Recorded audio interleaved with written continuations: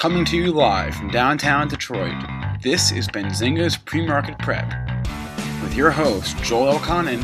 This is a volatile puppy here, isn't it? And Dennis Dick. I'm bidding a penny. I will buy the stock for a penny. With everything you need to start your trading day.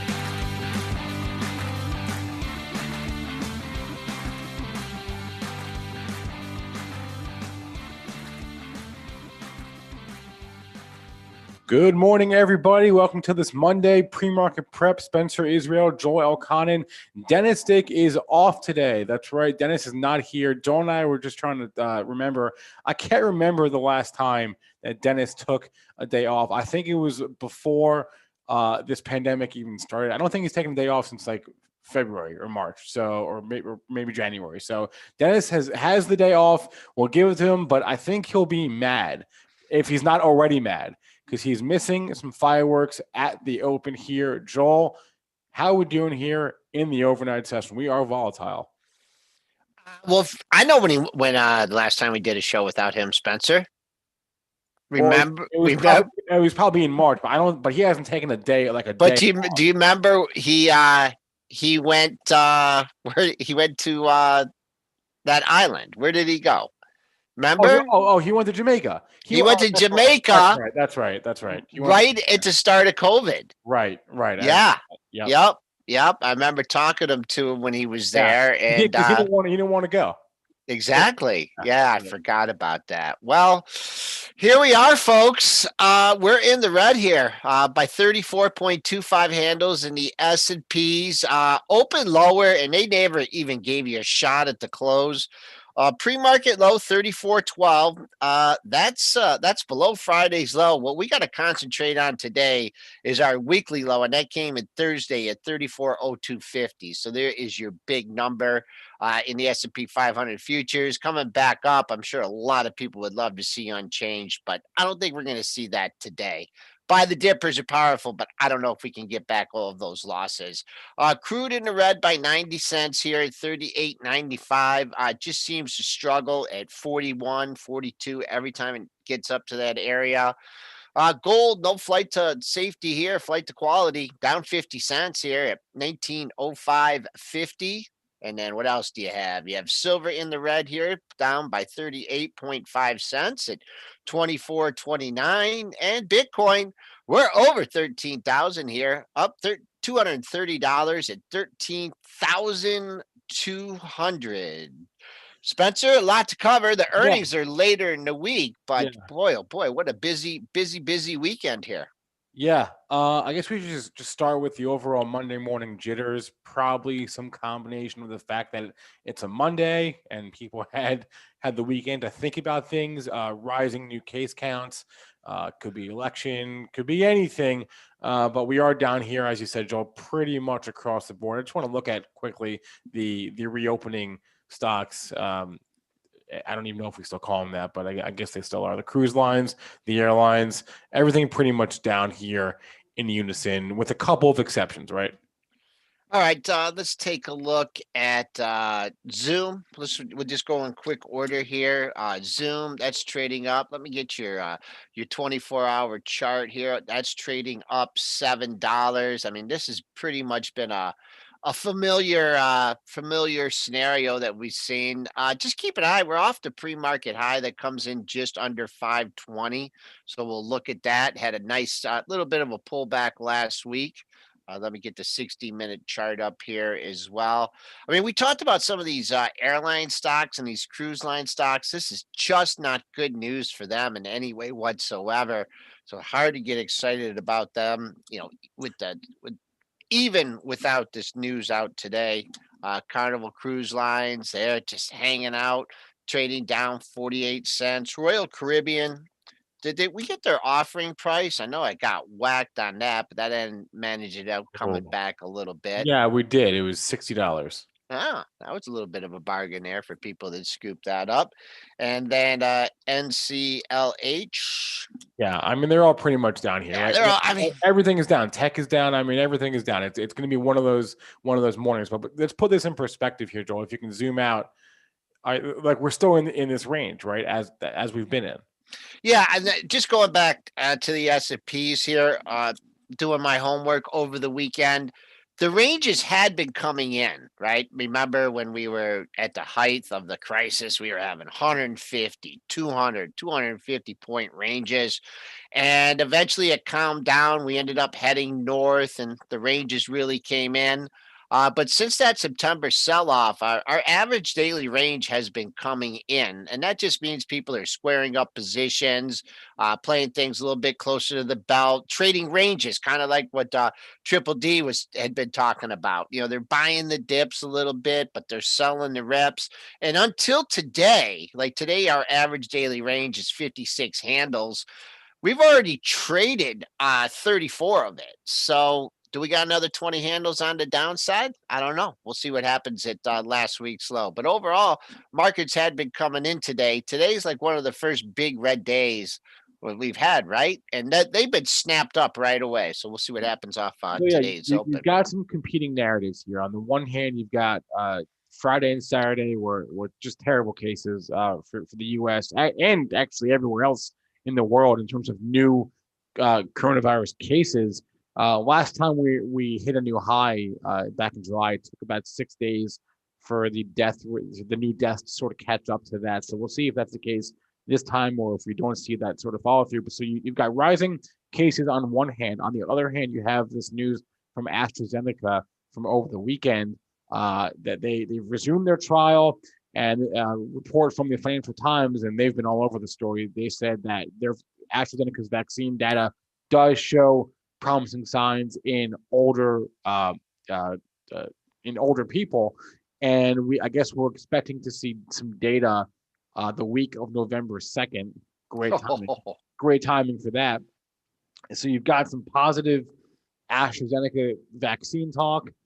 You've got rising COVID cases. This is on the heels of what we saw last week when I think it was in Moderna last week, and the CEO said we're also going to have data for you in a few weeks. So you got some vaccines, you got some rising cases, all that comes out to a red day. So far. Yeah, and just a real quick note here for you vaccine stock traders. These rallies have not been holding. I mean, they've gotten a pop and then the drop. No better example than Gilead. Holy mackerel. I mean, they don't care anything about this stock. They actually got the approval. And now this stock is right back at its low of the move. So we have seen this before. We have seen this scenario before. These stocks get a pop, but it's so hard for them to maintain it. And, you know, we were covering this on Thursday when it happened. And we're like, well, why isn't this rallying? You know, why isn't this rallying? Well, why isn't this rallying? And now we know because people weren't waiting to buy the dip on it. They were looking to sell the rip. So just be careful when you're trading those stocks. The news, the good news has been at this point has been more of a selling opportunity than chasing this on the upside. And this is kind of the scenario with the market too. Yeah, that's exactly right. All right, Joel, I want to move on to specific stocks here. I've got 5 words for you. Time to make the donuts. That's what it is. Yeah. Time to make the donuts. So says the New York Times. The New York Times had this story over the weekend. The Dunkin' Donuts, or Dunkin' Brands, I guess is what it's called now, the parent company, is in talks to get taken out by a private equity company, Inspire Brands. The price in question was $1 and $1.06 and I can't speak. $106.50 is the reported takeout price for DNKN. I think they should change that commercial. Time to make some dough. Yeah. Holy mackerel. Up 15.91. Jason talked about this 3-4 weeks ago because his daughter liked what was that, shake or something? And then some Instagram guy was using it. You remember what I'm talking about? Yeah, but I'm not going to remember what. You can't remember what it was? What it was. I mean, the eyeball test on these fast food restaurants and these drive-ins. I mean, that's all you need to do is you go by these places and the lines are, you know, the care. I don't know maybe they're not open inside, so everyone's outside, but just, you know, you drive and run in an errand or something, and that's what people are doing. They're stopping at Dunkin', they're getting their donuts, they're getting their coffee. It looks like the street has pretty good faith that this is going to happen. Traded over 106 briefly. What do we get to when we got the initial news? That was probably just over 106. So I don't know. It doesn't look like 106.49 is what you got into. You haven't heard any of official announcement yet. So if you're holding out for a better price, or you're holding out for another suitor, perhaps, I don't know. I mean, how many times have you seen the initial reaction in these things pretty much give you the high? So if you want to stay in it, the only thing is like, what if Duncan says no? I don't want to be acquired for $106. Then it goes back down, and you'll see if someone comes in. But I don't know what more you can ask for. It's holding up here at 104.99. Who else have they bought? Spencer, we were talking about this. They've all bought the Wild Wings. That was back in 2017, I think, maybe 2016. They own Arby's. They took them out. So yeah, they've got a few. Sonic they own, Jimmy John's, all these food. If it does feel like all these fast casual chains are slowly but surely going private equity. Remember Panera got yes, that's right. Yeah, different firm, but it just seems like in a few years all of these chains are going to be owned by a private equity company. So I've never had Sonic. I would if they were publicly traded. I would issue a downgrade to Panera. Okay. I've gotten some sandwiches there since they did that merger. Yeah. And they're very skimpy on the I actually had to call and complain last time. I'm like, what are you doing here? You're giving me like a little sliver of turkey or something. So downgrade on that. I mean, this is just a hot sector. I mean, I saw Mickey D's trading down $2. Obviously, no one's going to be, taking out Mickey D's. But QSR, I mean, these are stocks I would not be short. Starbucks too. Dunkin' doesn't really have any peers close to Starbucks. I mean, all these stocks though, McDonald's, Starbucks, they've all been hot, really hot. Starbucks is too expensive for me. I mean, $4 or $5 for, and also they wouldn't give me a free coffee on my birthday because I wasn't like in their bonus club or whatever. But Starbucks, I think a little bit different, trading down $1.04, 89.78, has some good resistance over the last 4 or 5 set, going back here to what's this, earlier in the month. What's that high you hit? You hit like 91, just over 91. You got a little resistance. S&Ps are sinking back towards the lows of the session here. Not a good sign heading into the open. Let's just remember last week's low. That came in at 34.0250. And I sure hope I don't have to adjust my numbers. That's the lowest number I have on my sheet for today. Yeah. All right. Should mention here that our guest today will be Gene Munster, founding partner at Loup Ventures. He will join us at 8:35 to preview the earnings parade that is later in the week. That includes all the big names, includes Microsoft tomorrow, includes Apple, Amazon, Facebook, and more on Thursday. Twitter also Thursday. So that's what we'll do with Gene when he comes on in about 20 minutes. Let's go to EVs and SPACs. There is one less SPAC on the board this morning, Joel. That was DPHC was the old ticker. The new one is RIDE. This is Lordstown Motors. Remember, Workhorse, WKHS owns a 10% stake in this company. So this is now the third, I believe, electric vehicle SPAC merger to go through this year after Nikola and Hyliion. There are still 5 more, I believe, on the board that have yet to complete. But Ride did complete. The merger went through. Lordstown is now publicly traded. What's been the trend with these things, right? I mean, you have first live experience in these things, right? Trading it, buying it, selling it. Look at that Hyliion. I would be nervous on these things. And I don't know if Mitch is around, but we were talking about it with him. When these companies actually come in to be a real company, then you got to open up the real books and you got to show real profits. And it's been tough. I just don't know. I don't know about stepping in these things and ride has come down, right? Already. So maybe the trend is over with these things. They had their nice rallies. I'm not in any of them. So Spencer, you gotten a pop off this one. You have better experience than I do in this one. So. I would just say remember the purpose that special purpose acquisition companies serve, right?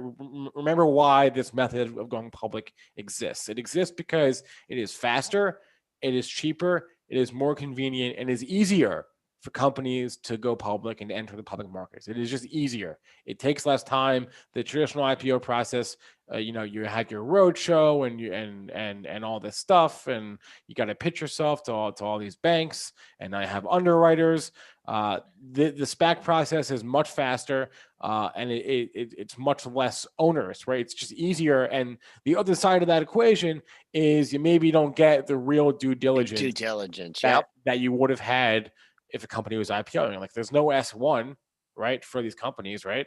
So they're just merging, and then you flip the switch, and boom, open the books, they're public. So just remember that there may not be the due diligence, but at some point, as we were talking about before we came on today, at some point the valuation has to at least try and match up a little bit with what's underneath, right? What's under the hood. So we saw this with Hyliion, we saw with Nikola. Ride is now public. I mentioned there are 5 more that are in play. Those are Fisker, which is merging with SPAQ. We have QuantumScape merging with KCAC. We have Canoe merging with HCHC. These are very annoying. Look at that SPAC. Oh, my Lord. You've got XL Fleet merging with PIC, and you've got Romeo Power merging with RMG. So, and those are all those are manufacturers of trucks, of cars, of batteries. They're all in the EV space. And I mean, as we've talked about it, the trade has been off, first of all, but second of all, the trend has been to just buy it in the run up, and definitely don't be holding it through the merger. Although last I checked, Ride was up today. Did Workhorse go? Was that a SPAC too? No, they just kind of caught this wave. Yeah, then that one has a legitimate catalyst coming for it, right? Right.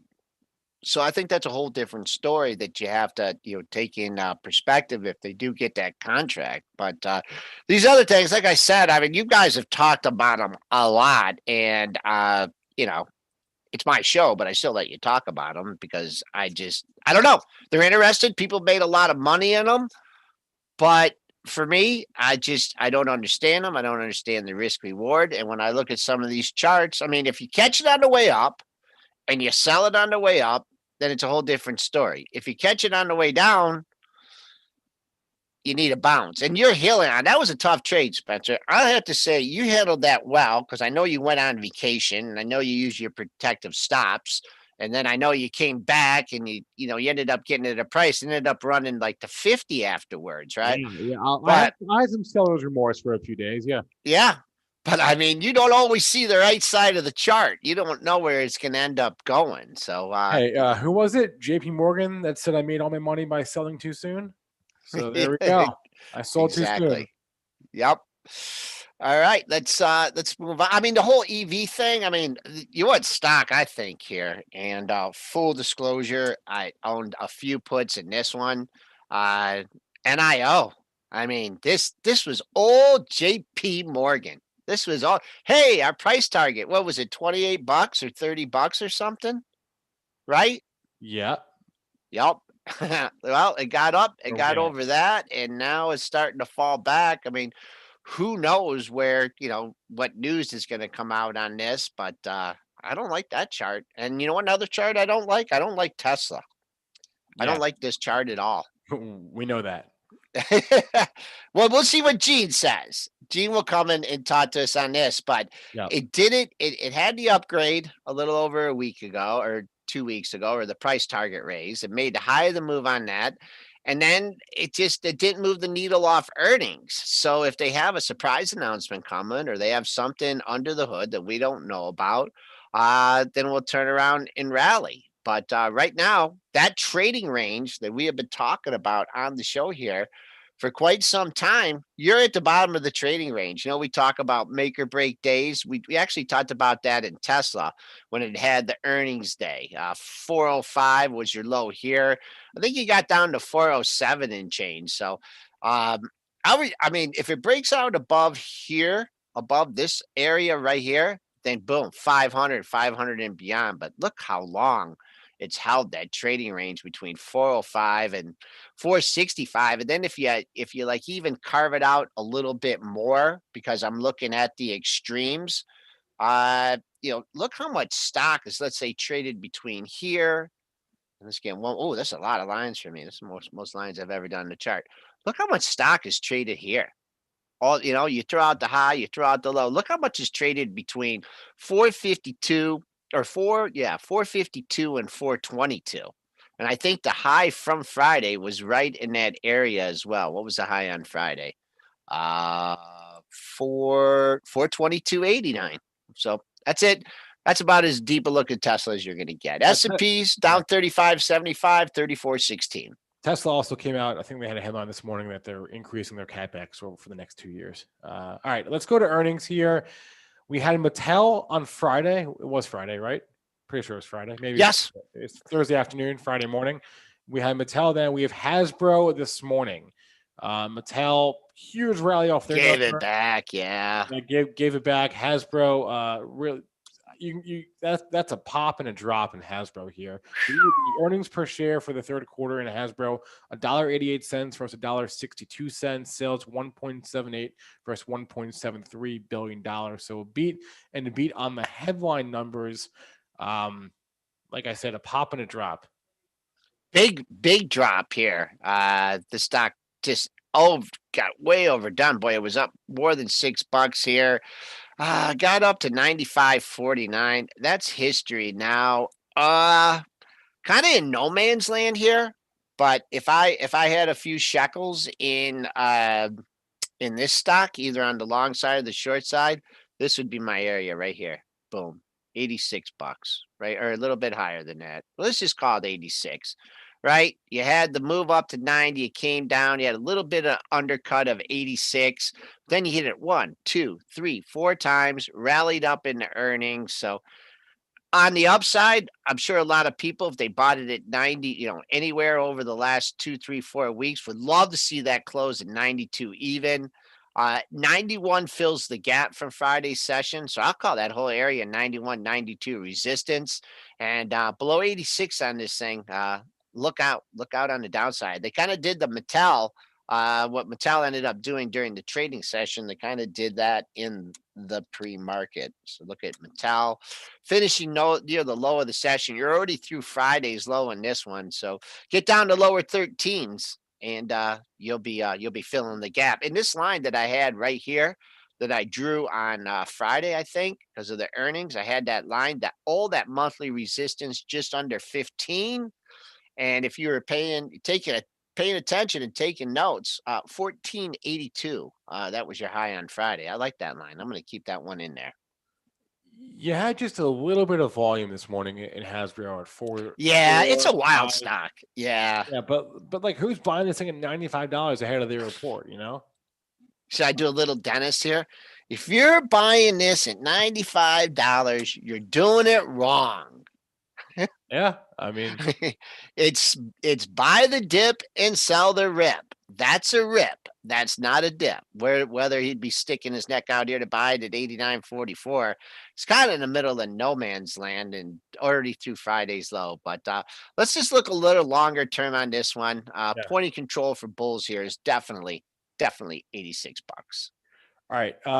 Kind of a quiet morning on the earnings front. Monday mornings aren't typically super busy for earnings, but for the rest of the week here, I'll just read you a bunch of names. Today, after close, we get Twilio. I think, do we get Google today? I thought I saw that on my list today. I don't think I saw Google. I think Google's later in the week. Let me actually confirm that because I'm not sure when Google is. Google is...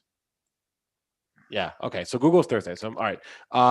Twilio today, NXPI today, Chegg tomorrow morning is the Dow names: Pfizer, 3M, Caterpillar, Lilly, Merck. Tomorrow afternoon, Microsoft, AMD. We've got UPS on Wednesday, Boeing on Wednesday, GE on Wednesday, Pfizer on Wednesday, Visa Wednesday afternoon, Pinterest. We got an upgrade today. We should talk about that. They're Wednesday after the close. Let's look at Pinterest here, Joel. What's there to look at? I mean, was this it an thing is an upgrade or was it a absolute price target beast. raise? What was it? There's a price target raise to $60 at KeyBank. I mean, sometimes you just get really run over, fading these things, right? And it did get up. I mean, that's an upgrade after that gapped up just off the snap earnings, right? Yep. Boy, oh boy. And they're gonna have a high bar to fill, right? A high bar to clear. So, man, maybe if I was long this thing, maybe I'd just put a stop under 50 and try not to think about it. If I was if I came in long some calls that were in the money, I'd say, Ben, this thing better get to 54.89. And that was your pre-market high. And then only thing you can use on this thing is like whole numbers, half and whole numbers. It's a New York stock, right? So you can look at the book and see if there's more stock at these levels, because that's like the only thing. It's already traded 304,000 shares. Gap on the downside. I mean, this is the gap that Jeremy said would never be filled. So I don't know what to say about this one. Yeah. Wish I was long it. What else? I mentioned Pinterest. That was for Wednesday. Thursday morning is Shopify and Twitter. Oh, Moderna. That'll be big Thursday morning. Moderna is more, drugs. What do they I got? know, but are they going to say anything about the vaccine? That's what I want to know. Thursday morning, and then we mentioned, of course, the big day Thursday afternoon: Apple, Amazon, Facebook, Google, Starbucks on Thursday, Friday, ExxonMobil and Chevron. And Honeywell. You guys, and I've said this before, and I think it does have an impact. I think, obviously earnings are the most important fundamentals for stocks, but I think you got a lot of other things going on right now. Yep. And how sometimes you say, oh, the stock reported on a bad day. I mean, this is a bad day. You're having earnings. I just think with what you have happening on Tuesday, what you have happening with the virus, stocks, and they're going to move these earnings. But I think right now, for as long as we've been on, doing the show and covering the show here, the macro here, what's going to happen on Tuesday? I think that's one of your bigger determinant. I mean, earnings are always important, but man, oh man, big day on Tuesday. We are a week away. Can't come soon enough, right, Joel? We're a week away from the election, but are we a week away from an outcome? Okay. I mean, that's the big question, and I don't want to speculate on that. Let's just hope we have one way or another. We have a clear-cut winner, Tuesday night and Wednesday, and then we can just move on and evaluate markets on their own merits instead of worrying about the election.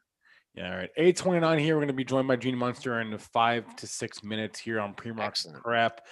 Did you see other ratings? I didn't really see too many of note. I saw a note from Raymond James on the Homebuilders this morning. So Toll Brothers, Pulte, DHI, all upgraded from Raymond James to buy. What else did I see? That was kind of it for interesting ratings. I tell you, if you want a positive, it's this chart right here. It's the stock market, right? It's the housing sector. Just think about what the housing sector supports. That your construction, your Home Depots, your Lowe's, your home furnishings. There's so many things that are tied to the housing market. So if I had to pick out why are you super bullish long term, I would say because the housing sector is strong, and it doesn't look like it's getting weak anytime soon. Interest rates are low, a lot of different things going on. So if I had to pick out, one silver lining in everything that's going on, it's the strength of the housing market, and certainly don't see interest rates going up anytime soon. No, we don't. Thank you. The Fed has said that actually, so we can be reasonably. Yeah, I said it, but it's a little more important than Jerome Powell. Jerome Powell has said it on several occasions. Therefore, QE forever, baby. Yep. All right. Let's do a couple tickers from the chat before we go to our guest here, Gene Munster. Let's look at Roku. This is from Roman D. No, this is from Goldman 2021 in the Benzinga Pro chat. Who was I talking to?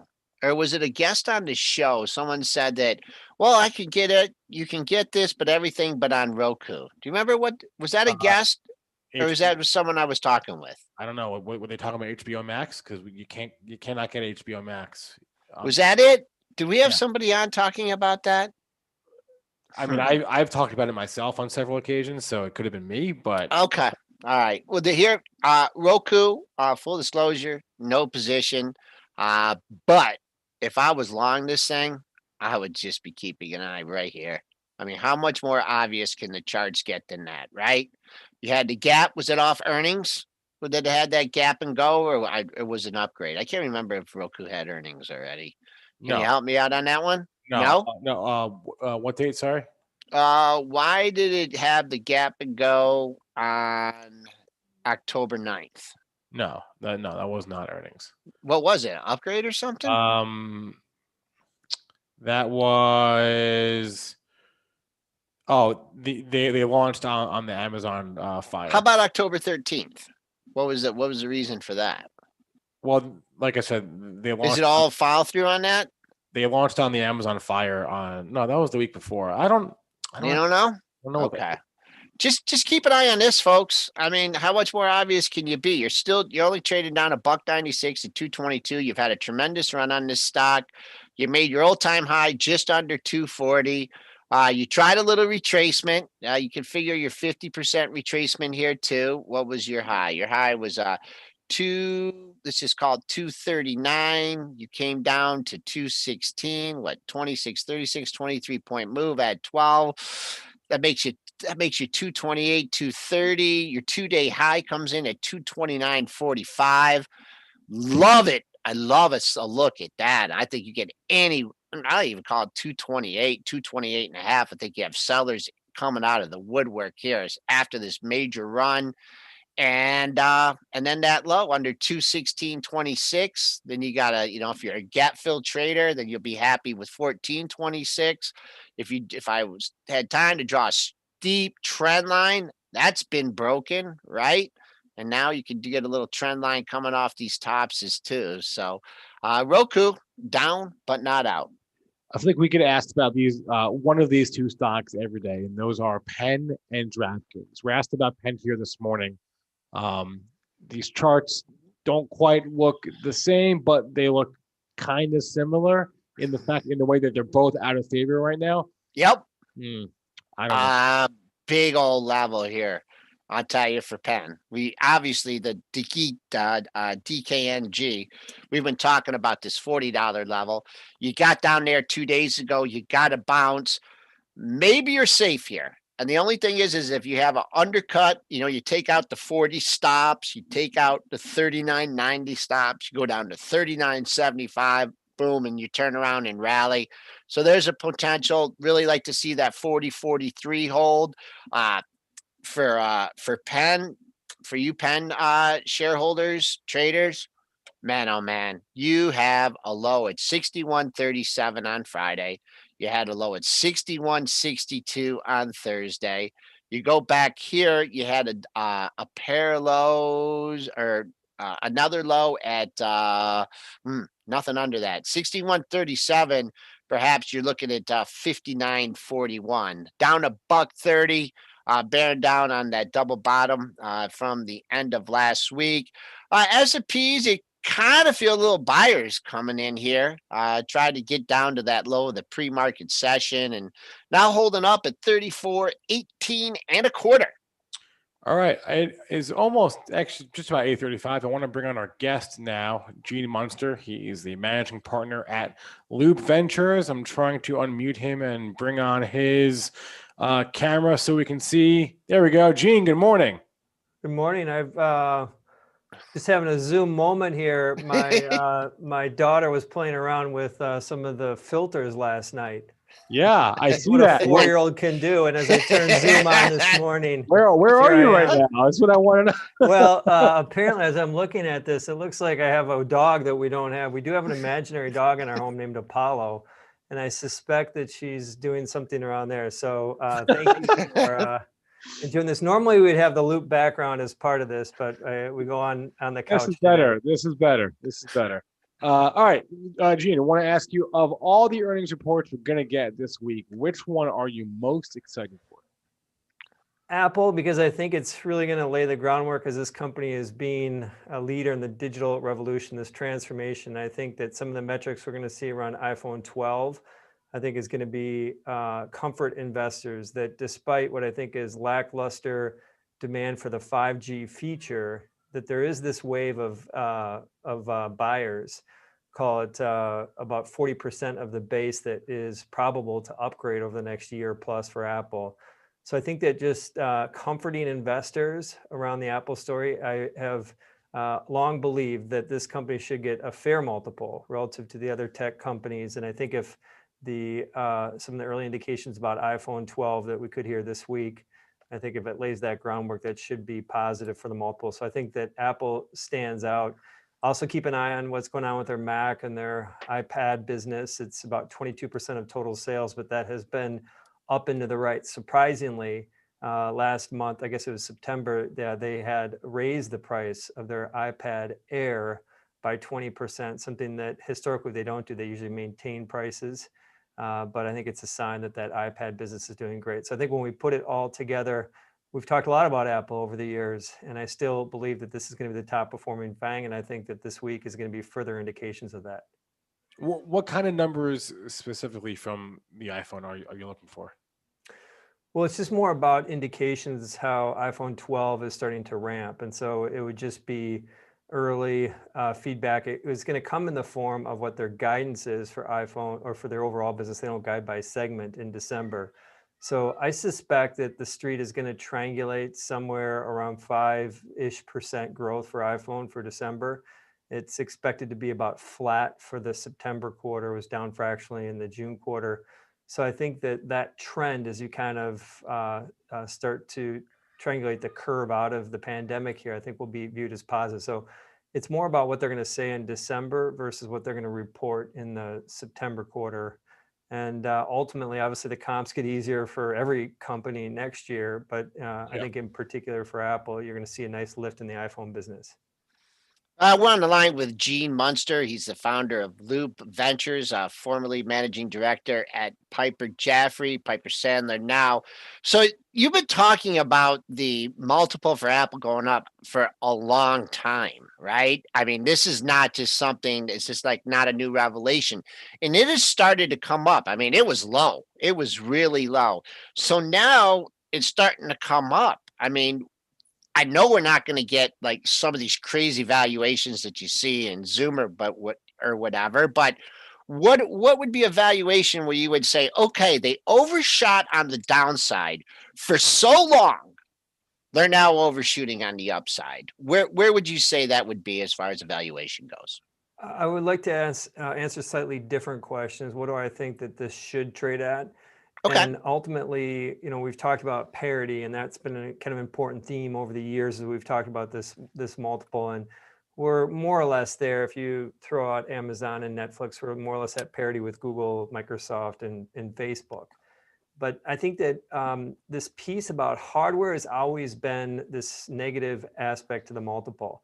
And I think it is scar tissue from what happened with Nokia and RIM. And ultimately, I think that should be a positive. And if you think about those big tech companies and think about what they bring to the table, Apple's the only one that has both the hardware, software, services. I mean, it's an overused theme, but it is true and it's a big deal. And so when I put that together, I think it should trade at a premium to the group. If you're going to say, what is that today? What's that valuation today? I think it's something around 35 times would be 35 times next year's numbers. And so when I think about playing that through to the stock is, I think in 2022, we're going to be probably at right around $5.50 in earnings, something like that. And in 2021, so 6-9 months from now, we're going to be talking about the 2022 numbers. And so if you kind of piece all that together, you can comfortably get to this $200 price target. And so I feel that is the piece where we're a contrarian here, is this view that ultimately software and hardware, the combination, should be a premium multiple. Gene, regarding Tesla here, they came out, they reaffirmed their delivery guidance for the year, talked about profitable for the fifth quarter in a row. What was your biggest takeaway from Tesla's news? And then I want to ask you about batteries after that. The traditional auto is in a tight spot, and this the basic concept is the margins. If you look at what happened with their margins, they exceeded expectations by 300 basis points on the auto gross margins. And why that's important is that is essentially the substance of how they can continue to lower price. Since they're getting more manufacturing efficiencies, they can continue to inch price down. If they do that, and they talked about kind of sharing the benefit of the profitability with both the investor and the customer, the new customer. But if they continue to inch price down on the new car, not some of their software, they're raising the price on some of their software, but if they inch the price down on the car itself, I think it just gets more and more difficult for traditional auto. We refer to it as this catch-22, and we got more evidence of that. And that's what the story comes down to the next 5 years is, can Tesla hold off the traditional auto? It's a topic I know we've discussed for a long time, and you're looking at a fraction of market share today, but in the EV space, they're doing a really solid job, 80% market share in US EVs. So that was the biggest takeaway for me from the call. Are you looking at other areas of the EV market, though? Where we've talked about Asia, of course. There's the battery side of the equation with new companies going public, like Romeo Power and QuantumScape. Are you looking at these areas? We are, yes, we are, and their market share diminishes significantly when you get outside of the U.S. In Europe and Asia, more recently, it's kind of in that 20 to 25% range. So it's still meaningful. So to answer your question is, they don't have as good market share outside of the U.S., and the U.S. is just one piece of the overall 90 million vehicles a year.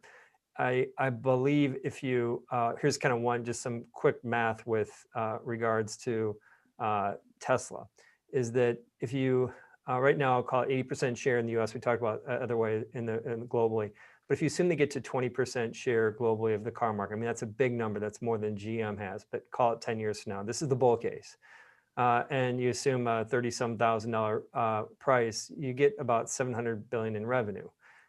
If you look at Apple's business now, to draw too close a comparisons to the companies is dangerous because they're very different cultures, and one is a proven cash printing machine with Apple. So, but just to give a sense about Apple trades, it has a hardware software business similar to Tesla in that respect, and trades at about 6.5 times revenue. So, you have a 400-ish billion dollar market cap for Tesla. So I think that there's a big opportunity there. Spencer, I answered a different question than you asked there, but is relevant when I think about the importance of the global market share.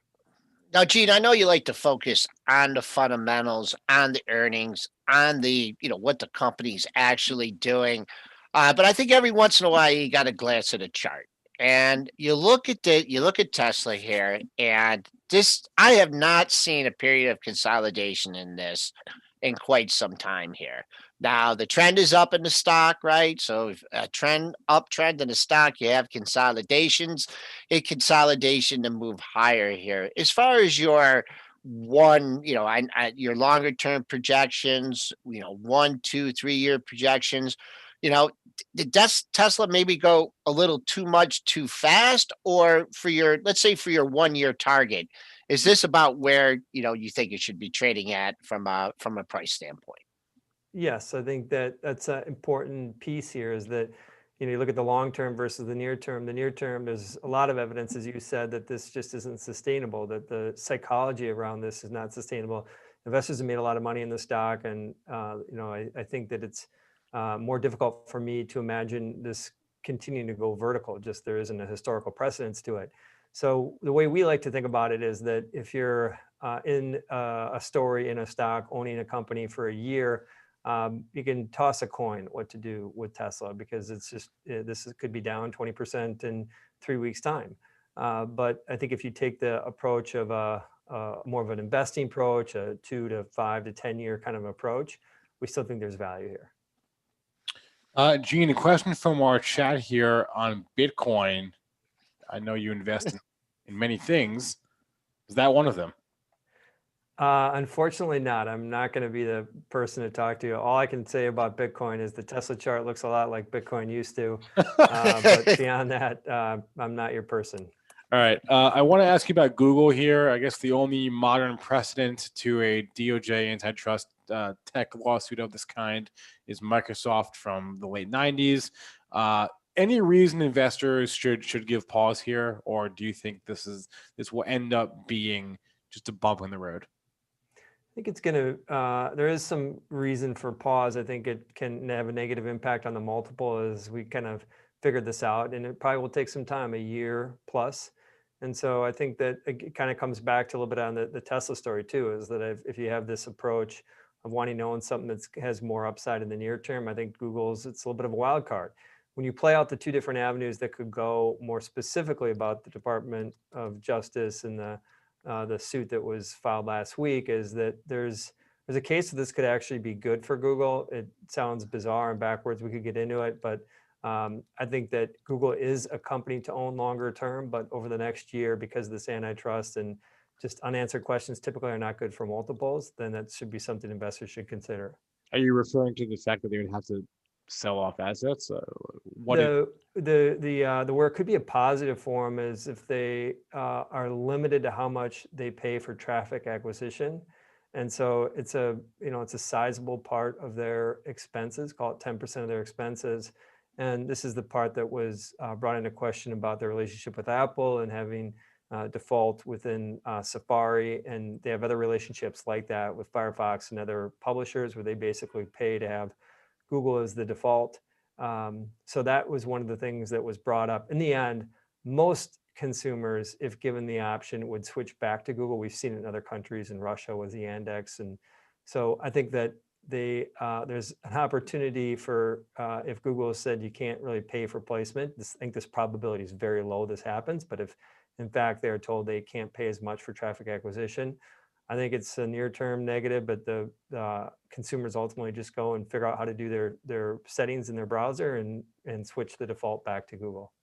I guess on that same note, are there any, in your view, realistic antitrust concerns anyone should have about any of these companies, whether it's Apple or Facebook or Amazon? Because we know they're all sort of in the crosshairs here.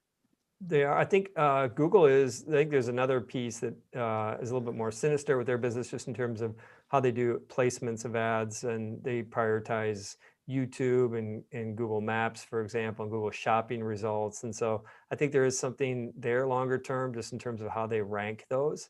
And so that's part of this year of trying to figure out what's going on in antitrust. I think there is something there.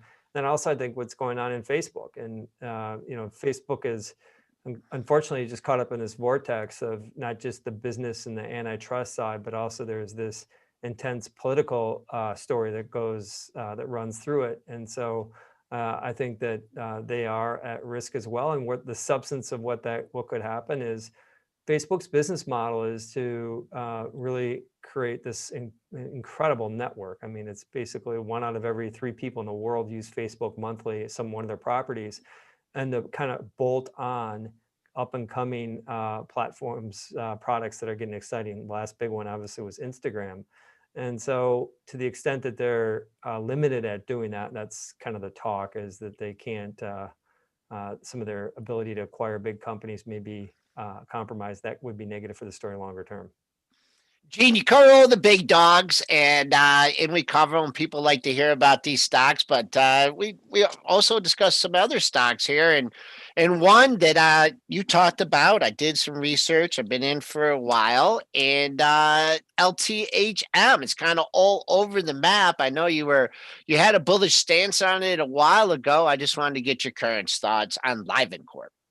So I'm still positive, and they are a lithium mining operation. They're based in the U.S. They mine around the world, and part of the reason is that I just think that one of the biggest bottlenecks to batteries is cell density and being able to basically produce battery cells. And Tesla talked about it on the call. And so even though it's not a pretty a shiny business. Lithium mining isn't particularly shiny. I think that the concept of what they're doing, and you just think about Tesla alone, let alone the rest of the auto industry, I think well-run mines, I think still have a place. It is all over the place. I don't want to put a price target on it. I do want to say Okay. that they are squarely an arms supplier to the arms race.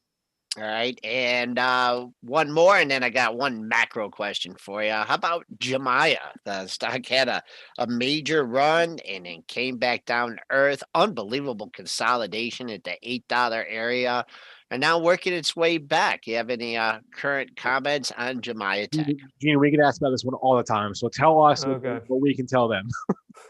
I do own the stock. I own it for the long term, for the next 10 years. And so I think that's some important context here. Is it is, speaking of vortexes, this is a day trader's dream kind of a story. And I just kind of tried to separate myself from that. First question, is this a real company? And I believe that it is. There's been this Citron report, and they've more recently, I think part of the move higher in the stock has been, I believe they've been negative and they've become more positive, or not as negative, which I guess incrementally is positive. I think that's what's kind of accounted for this bounce back.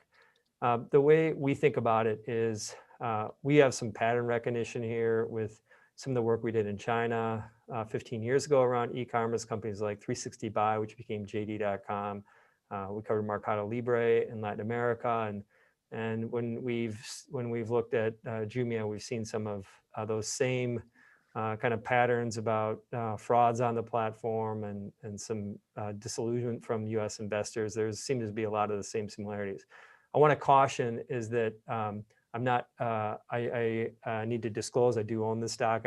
I do not have like a official endorsement of it. I need to say all the proper things there because haven't done the extent of the work, the real work when we really get behind a name. We go and meet with their customers and spend time with their management team. That has been prohibited recently. And so I would say that I've seen this before. This could be a bigger company, but I do not want to go. I do not want to put a stake in the ground. Okay, just one last question for you here. The fundamentals of companies always come down to the earnings. But when you have macro events like we have on Tuesday in the market, how do you put the blinders on? And I'm not looking for like a political statement at all, but like when these kind of times here where the macro, what's happening can really overshadow what individual stocks are doing and what individuals reporting. How do you like put that out of your mind and just stay focused on the numbers and the stuff you study? We have this grounding word, which is transformation. We look for transformation, companies that are changing the world, changing the way humans live. And that has been something that has kind of allowed us to step through some of the noise. And so there's a valuation question around transformative companies tend to be higher valued. But that is where we kind of keep anchoring ourselves back to is that, these not a good situation that's going on in the world right now.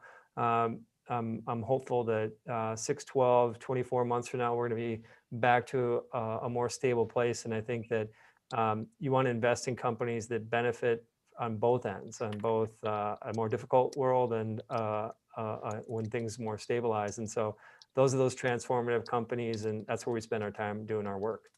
All right, Gene Munster, as we've mentioned, is managing partner at Loup Ventures. Gene, we've kept you a while.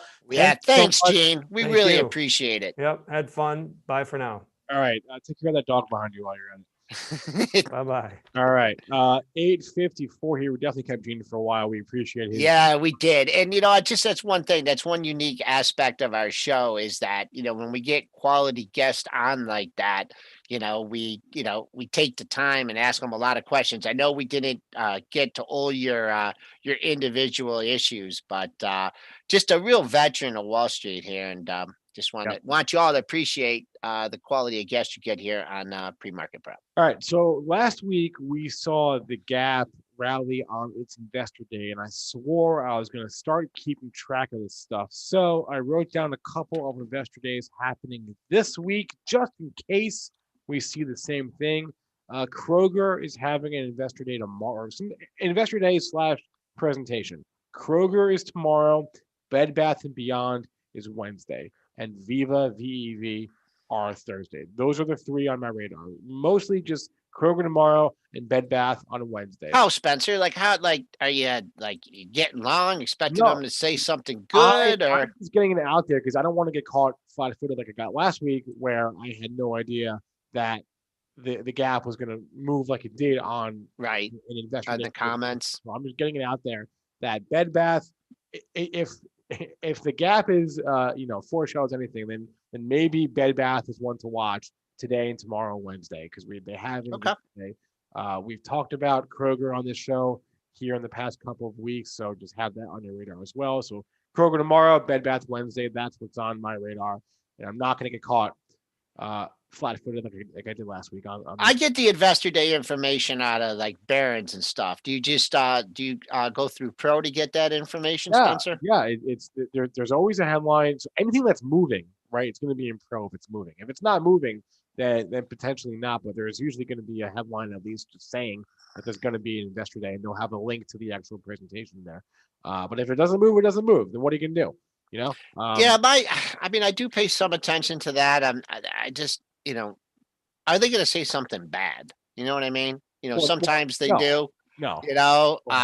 But usually I just kind of look at like those investor days, and also like with the conference calls and stuff. I've read that the CEOs and the people that are on the conference calls are watching their language and stuff. So it's important to follow, but not like putting a lot of money on what they say. Yeah. All right, Spencer, 3 minutes to go. Did we cover everything on the dock here, or do we want to go to the chat? What do you want to do to wrap up here? We'll go to the chat real fast, Jess H. I'm talking about in the Benzinga Pro newsfeed. You can find it. There should also be a calendar, I believe, in the calendar widget for investor presentations. I believe at the very least, there may not be a calendar, but there's definitely in the news feed that there will be headlines if you search for the ticker, and there will be a headline with a link to the investor day there.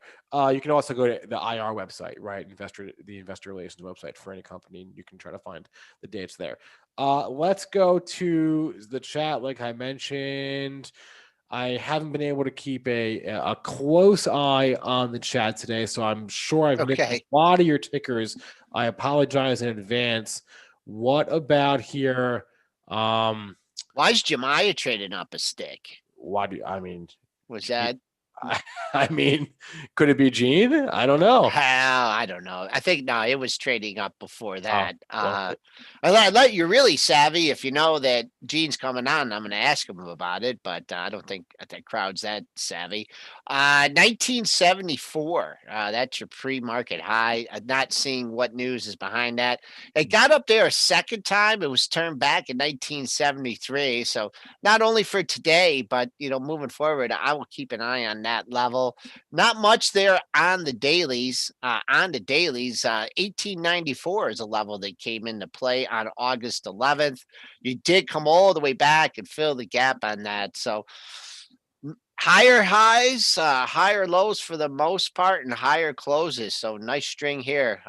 Use that for today. I'd be using that 1970 as a potential target on the upside. What about Palantir here? PLTR. This one it's just bunching up, right? And it's shaping. The entire range. Oh, nice. The entire range of this stock since its IPO is like $9. It's like what? It's like high tight. Yeah, it's high nines or high nines, mid nines to mid tens, right? Low nines to mid tens.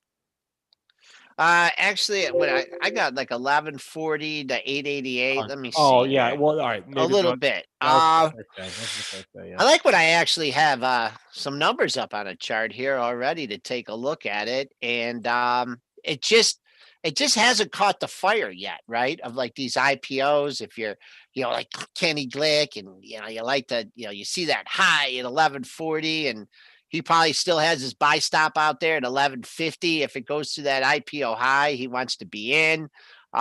Just muddling here. What do you have? You have 1142 to 890. 2.5 point move, and it's just trading right in that area. I know I have 1013 as a 50% retracement, but that's what I'd be looking for, to get back over here, hold the 50%, and then try and, take care of all these sellers here. But it looked like a lot of people got stuffed in this thing early, had the drop and then the rebound, and just trying to have a more sustained rally this time. That's what I have to say for Palantir. Let me see if we can do like one or two more. Sure. Just because I didn't do a very great job. Okay, let's look at Twilio, because I mentioned them. They report. They're one of the few that reports today. So on deck earnings, Twilio stock cooled off a bit. They had a good day on Friday. How we looking? Well, I mean, this is just, they blow it away every time. I've tussled with this thing a few times. And let's hop into the pro, and if I can see. Jeez. Yeah, they've never missed, right? In their history as a public company, they've only missed on their revenue one time. On their earnings, they've never missed. Well, I'll just take a look at this. You're trading up again in the pre-market. I'll just give you a shorter term perspective here, because obviously I have no idea, what the report is going to be, what their guidance is going to be. You made that all-time high, and then I meant to do a 50% retracement. Instead, I did a trend line. But it's just I'll do it real quickly. We're up against the clock here. 340 down to, let's call it 290, 50-point move. Add 25 to that, 215 or 315 maybe. Maybe if you're looking to lighten up ahead of the report, 315.73 was that 3-day high. Coming on the downside, I'm not sure why we gapped up back up here in October. Maybe it was some guidance or something. But as long as you stay above this gap area, I think, good to go north. I don't like seeing these bigger gaps. If they really try and crush this thing and you got a short position on, just be aware if it gets as low as 258, that will fill the gap from October 2nd, where you had a 258 high and a 272.50 low the following session. All right, let's wrap it up here, Joel. How are we looking heading into the open? Have we bounced at all? No. Okay. No. This could be an interesting open here because we're not at last week's low. And I think that's going to be my key for today.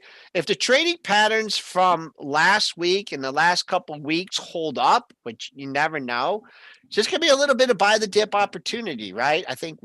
I thought we would be in a trading range between 3,300 and 3,400 going into the election. I was a little bit low on that projection. Little bit of a trading range here. 3,400, you can see the support.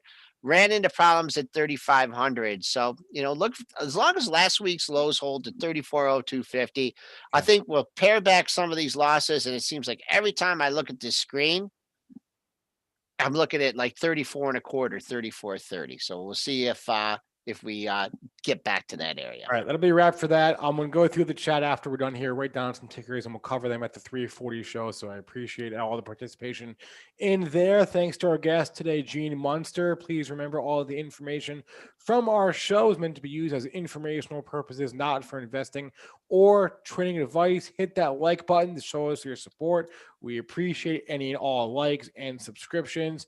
You can catch a replay of this on any podcast platform because we're on Spotify, SoundCloud, iTunes, Google, et cetera, et cetera, et cetera. That'll be a wrap for us. Joel and I will be back at 3:40 p.m. Eastern time. Everyone have a good rest of your day in the meantime, and good luck out there.